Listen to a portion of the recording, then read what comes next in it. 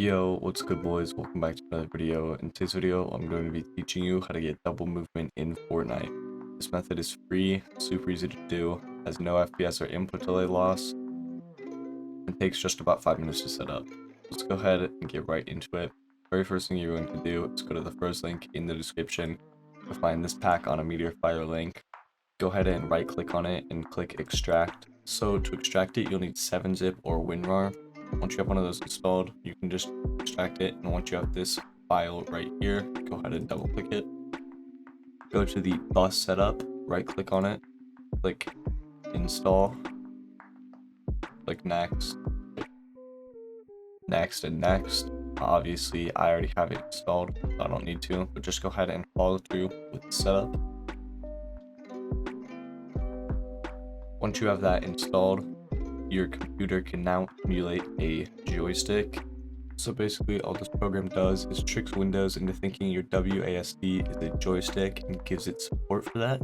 Once you have that installed, you can go ahead and run Keys2xInput. So once you have Keys2xInput installed, all you have to do is copy these settings. I found that these settings work the best, so I'll go ahead and give them to you.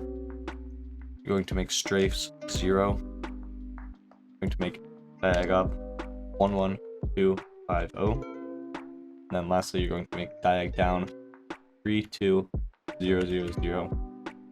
Make sure to leave both of these checked, and then once you have this typed in, you can click save configuration. So now all you have to do is leave this open while you're playing Fortnite and go ahead and hop into the game, and I'll give you the settings you need to change in game for this to work. Alright, so once you actually get into the game, you're going to go ahead and go into your settings. Then you're going to go to the mouse and keyboard options. Once you're here, you're going to click ignore gamepad input, put that on off.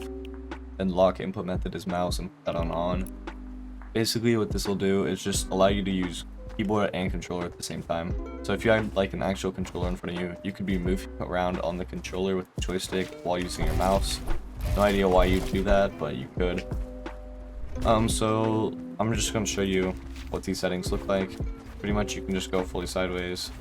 It's pretty nice. One good thing I found for this is like side hops. They're pretty much like effortless now.